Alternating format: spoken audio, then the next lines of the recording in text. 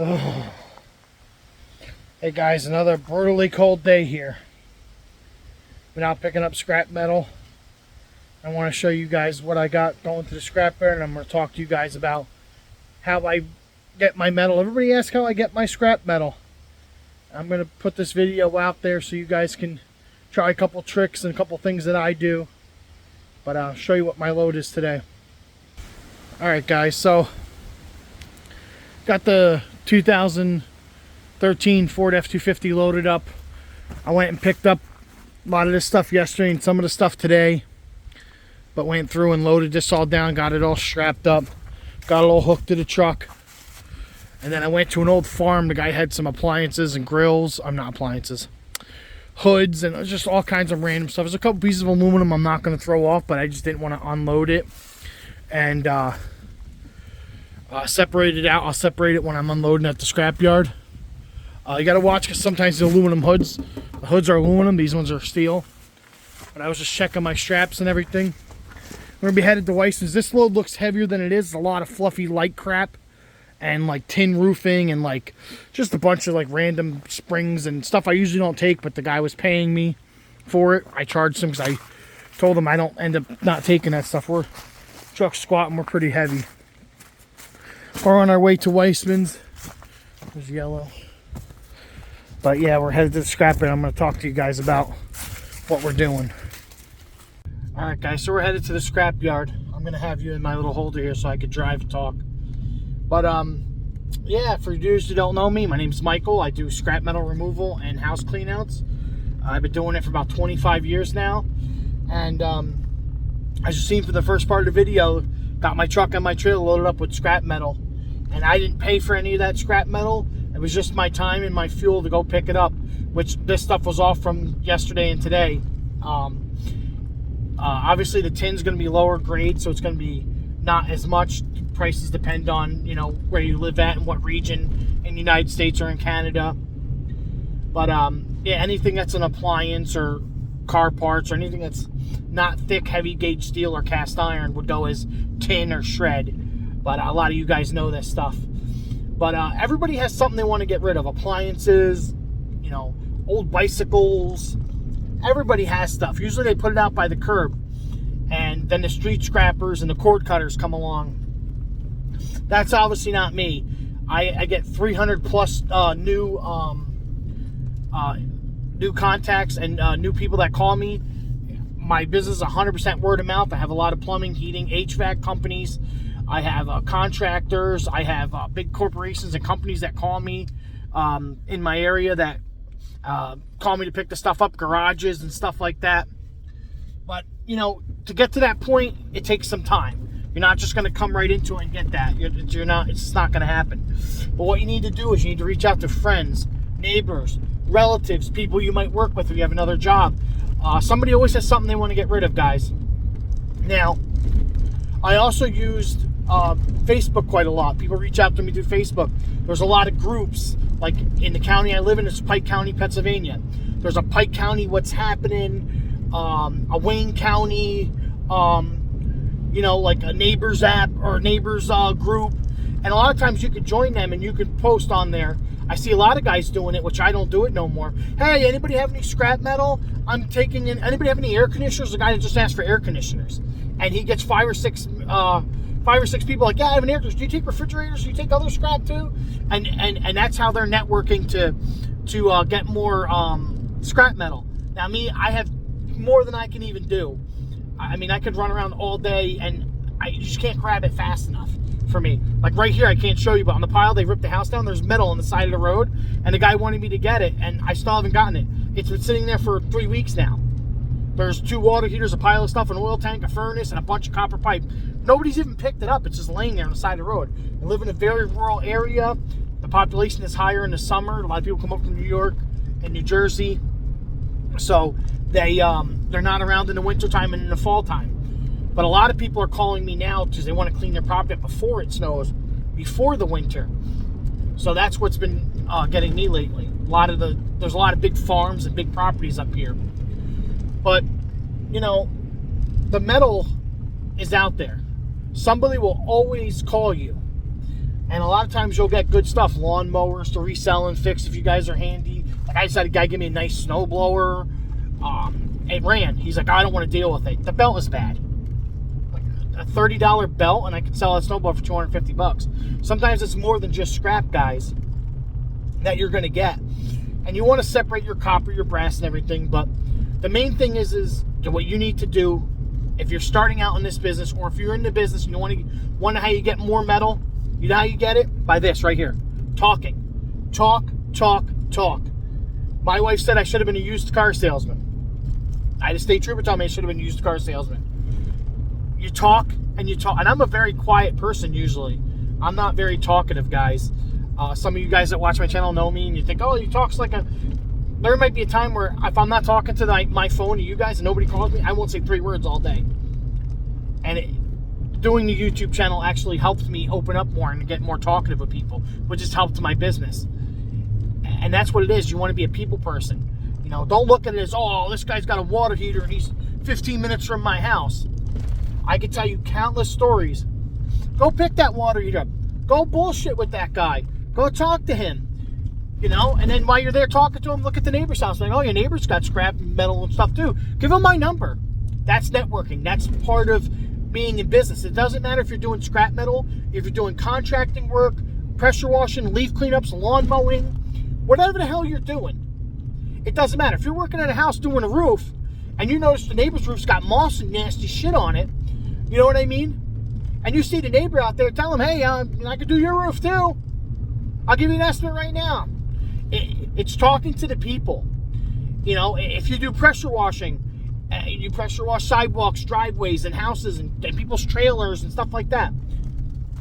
Word of mouth, man, and your business will go as long as you're good and you're reliable, and you know you're not a freaking meth head. People will use you. People always want something done. You know, you're doing a leaf cleanup at one house, and you notice the neighbor's old lady shedding at hers. Hey, I usually charge, $250 for a leaf cleanup, but since I'm here, we could do your leaf cleanup $175 today. We'll do it right now. Or, hey, I'd also do gutters too. You know, throw it out there. Talk to people. Hey, your gutters are full. I can do your gutters while I'm here. Talk to the people. Knock on the doors. Talk to people. What's the worst thing? The worst thing they could tell you to do is get the fuck off my property, which I've been told that plenty of times. That's the number one thing. You can get told off by somebody, but it doesn't matter because most of the time, people will come up to you when you're doing it. Oh, you take scrap metal? I stopped at the gas station today. That's where a bunch of this stuff came from. An old man came to me and said, oh, you pick up scrap metal? I said, yeah, it's in the back of my truck, isn't it? And he's like, you used to deliver me firewood. I used to deliver you firewood? Yeah, I live on so-and-so Spring Road. I said, I don't remember. I went there and the guy gave me a bunch of those hoods and stuff like that. And I ended up getting a bunch of stuff. Gave me an alternator, electric motor, 2 car batteries that are underneath all the stuff in the back of my truck. So, and he said he's an old guy, and he said he's going to be cleaning stuff up and getting more stuff together. Goddamn railroad tracks. So, there's, a big pothole. Roads. So anyway, that's what I tell you guys. And I know this video is kind of being a rant video, but you guys got to be out there. Don't be afraid to talk to people. Don't be afraid to stop at the garage saying, hey, does anybody take your scrap metal? Oh, you got someone who buys your rotors? Oh, well, I don't buy rotors. What do? Give them the other stuff too? Oh. And maybe you know somebody who works there. Maybe it's a garage that you get your truck or car fixed from. Ask them, hey, you have a scrap guy? Most of them have scrap guys or they do it themselves. But when the price starts going down, you might be able to get free stuff, you know what I mean? And it becomes more of a friendly basis. Like, if it's a garage you know all the time and the guy knows you by name, just tell them, hey man, I've been doing scrap metal trying to get, if you have any scrap metal, I appreciate it. Most of the time people will help you, they'll hook you up, and who knows, you might end up getting a house clean out. You might get some other things to do, like if you want to do leaf cleanups or if you want to cut lawns. A lot of times banks and real estates have properties that are distressed or in foreclosure that need clean outs or they need maintenance. I had one that was like, hey, can you winterize a house? I didn't know how to winterize a house. I looked up on YouTube. YouTube is the best tool you guys will ever have. YouTube, hold on, the glare is really bad because of the sun. Now, I didn't know how to winterize a house. But I told the bank, yeah, I'll winterize a house, $600. I learned how to winterize the house. I got a compressor to blow all the air out and open up the valves and put a little, the antifreeze in there and stuff. I tell them, no warranties, no guarantees, but at least I tried. And I charge them money, because a lot of times the plumbers and stuff don't want to go do a small little job. They're out here doing, $8,000 boiler jobs and shit. They don't want to deal with the little stuff, They want to call when the pipes break so they can rail the banks and the real estates and the insurance companies. There's always work to be done. And I know a lot of you guys do scrap metal as a side hustle and stuff. But if you get the right connections and you do that, it doesn't end. I've been doing this for 25 years, guys. And let me tell you something. Every day, I get more and more calls. It doesn't matter. There's people that won't call me for years, and then all of a sudden they call me out of the blue. Oh, I finally found your number. I got a bunch of shit. Oh, my mom died. I need her house cleaned out. Oh, I bought a house, and there's a piece of property here. Hey, I started working for this other guy, and we're doing a bunch of contractor work, and there's a ton of metal that they're looking for somebody to take. There's always something out there, guys. And if you're not grabbing it, now I know some of you people are, some people on my YouTube channel, I don't want to say you people, but some people are like, oh, I brought in a whole truckload of shit and I only got $37. I'm sorry you got $37, but you probably had really low quality stuff, and some scrap yards don't pay nothing. Like, there's no local scrap yards for me. There was one, but he went out of business. Why? Because nobody was bringing in material. I was going to Scranton and getting 15 cents a pound for tin. Yeah, 15 cents a pound. It was $300-something a ton. It was $300 a ton for appliances. And he was giving 15. I was getting 15. He was at 5. Like, he was local, but if you bring it to him, you're not going to get nothing. Yeah, you got to travel a little further and use a little more fuel, but what is it worth to you? Like, some people just think that you're just going to make a bunch of money and go. No, you have to take the cheaper stuff. Cut your cords. Take your little pieces of copper and a little piece of brass. And when you get a bunch of that stuff, then you can bring it in. That's where you'll make your better money. But you have to take hundreds of tons of crap before you get the good stuff. And you start picking up the stuff from the plumbers. They'll give you the water heaters and the crummy shit. The next thing you know, they start throwing you some copper. They start leaving brass on the water heaters. This is how it is, guys. You're not just going to fall right into it. You might, but 9 out of 10, you're not. I remember the days where I wouldn't even get 100 pounds of copper a month. Now I get tons of copper a month and brass. If you guys watched my last video, you go back and look at my last video, some of you guys that watch it, like, all that stuff came from 2 separate places, and it was only, oh my God, I think it only took me like 4 days. 4 days. And I made $1,400. And I didn't even do half the stuff I had at my house. Me and my helper Lunchbox, who's off today, we finished a couple air conditioners and a couple of little things, and I got probably another 60 pounds of number 2 copper already. And that's not including a little bit of stuff I picked up today, and I picked up another air conditioner. I didn't get much copper and brass today, though, but I got some little stuff. But I had some electric motors and from the fan motors from the air conditioners and stuff, guys. But yeah, there's another app you could use. It's called Neighborhoods. You can put your surrounding zip codes in for like the counties and the townships around you, whether you have a township or a county, or the municipality or whatever. You could go on there and put that in, and that's why one guy called me today that had stuff. He called me and said, oh, I found you on Neighborhood. I haven't posted on there in 3 years, and my post is still floating around. He's like, man, there's tons of people, and I say you don't comment back.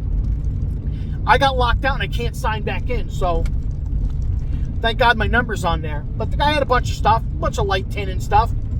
Nothing spectacular, 300-400 pounds of stuff, but it was close to my house. And it was on the way to go pick up some other stuff I picked up, a couple water heaters and things I picked up from my normal pickup stops from my plumbers and stuff, guys. But yeah, I tell you guys, some people don't believe that there's money to be made, but this is like the step to step into it. I could do leaf cleanups and stuff like that. If I could get enough of a reliable crew going, I could be doing pressure washing, lawn cuts. I used to do lawn cuts, leaf cleanups, gutter cleanings, and like disposal of garbage and removal and house cleanouts. I could do all that stuff. I just can't find reliable help where I live, and a lot of people don't want to work, basically. Or a lot of people, not that people don't want to work, but everybody thinks they need to get $50 an hour, and I can't pay somebody that much. Unless somebody's going to do 100% solely that stuff. But then most people realize that, you know, I tell you what, if somebody offered me $15 an hour to do what I do for work for them, I wouldn't do it. I'm sorry. I wouldn't do it. Because I know I could do it myself and make 30, 40 times that. So it just doesn't pay off for me, guys. But all right, guys. We're like I said, we're headed to the scrapyard. We're gonna bring this load of tin in, see what we get paid today. If you guys are still stuck to the video, I should have said this to watch to the end. But we'll see what money we make on this load today. And I only put 25 bucks in the tank today just to throw a little bit in. I stopped at the gas station, grabbed a White Man Evian water and some mac and cheese bites because I'm fat. But yeah, guys, we got about, I'd say about another 40 minutes to the scrapyard. I have to go an hour to the scrapyard because it's the only one that pays me the good prices. Yeah, it's a lot more mileage, but there's no local scrapyards. And there is a scrapyard closer, but he's only paying 4 cents a pound for tin. And right now, I think I'm getting just under, what am I getting? I think I'm getting just under, like 9 cents a pound. So it's worth it for me to bring it here. And they don't complain about anything. The other guy complains about every little thing. Oh, that lawnmower's got a wheel on it. That doesn't make a fucking difference. That shit doesn't matter. So you go to some local guy, small time guy, who's trying to rip you off, and he gets paid. And that's the thing. Like, the price I get paid is the same price he gets paid when he brings it to the scrapyard. I'm getting pricing that is commercial tier pricing. So my price on this stuff is going to be higher than maybe most people will get. Now, currently for my area, there was somebody who said that I get more than that, and I'm from wherever. Okay, that's because that yard is paying more right now. And if you look at, I said, what's the other yards around you paying? No, I'm paying shit. Yeah, one yard is high because he wants all the material, and that's the yard I go to. Everybody else around the yard I go to is barely 5 to 6 cents a pound. So I'm getting 3 to 4 cents a pound more than anybody else, any other yard around me. So, all right, guys, next thing you'll see is we're pulling on the scale to the scrapyard. Hopefully I can get this stuff unloaded quick and get back. It's been very cold this morning, so I had to get out some winter gear. I hate this intersection. Hold on, guys, let me get out this intersection. All right, guys, thanks for watching this, and we'll see how much we get on this load of scrap and what did it actually weigh. That's the thing, you know, it's a penny game. You get paid by the weight. All right, guys. All right, guys, made it to the scrapyard. Looks to be pretty busy and jammed up here. Freaking hate when it's oh God, is that a pain in the ass? I'm not looking forward to this, guys. All right, so we're pulling on the scale. 12,520 pounds. So we have about 3,500 pounds on, I would say. Not bad. 3,000 pounds. 3,200 pounds, something like that. As you see, this is a kind of a disaster over here. I just wanted to get done today. Drove over here. I'm not really feeling too hot. But it's part of the game, guys. Alright, guys, that was Misery City. It took me, I think, about 45 minutes to unload that between waiting and sometimes it's just not easy being a scrap guy. That was kind of miserable. But we're weighing out at 9,000 pounds. So we had 3,500 pounds on. I know my truck pretty good, so I can always pretty much guess the weight. So we should make I don't know, a little over 300 bucks today. Not bad on some quick stuff we picked up a little bit yesterday and today. All right, guys, so we had 3,500 pounds of tin / shred. 186 a gross ton is my price. So I had $290 I made. Wasn't a bad little trip. Yeah, I'd like to make more, but I just noticed the price went down to 186. It was 192. Scrap metal prices have been going up and down lately, and it should be going up, being with all the stuff going on the war and stuff, and depending on how bad that breaks out, might influx prices, make them go up, guys. But I don't know, if you only get a little bit of copper, brass, and stuff, and maybe hold on to it for a little bit, maybe the price will go up January. Usually prices go up at the beginning of the year. End of the year, they already made their quotas. They're just trying to, basically, most yards always lower their price. Some yards might raise their price a little bit just to get, cash grab and get, some traffic moving in the yard and stuff. It's a game. But, all right, guys, remember to like, comment, and subscribe, and I'll see you in the next video, guys. Yeah, I didn't make a ton of money, but like I said, yesterday I made bank, so I mean, $1,700 in 2 days is not a bad deal, even though prices are crummy. I mean, yeah, there's contractors and other guys out there that make more than that, but, I got to be honest with you, I didn't work many hours. I mean, I usually average between $150 to $300 an hour or more. So, it's not a bad deal. Sometimes you work more than others. Sometimes you don't, but if you ever need money, you can rely on scrap metal. It's everywhere, like I said, guys. But I'll see you in the next video, guys.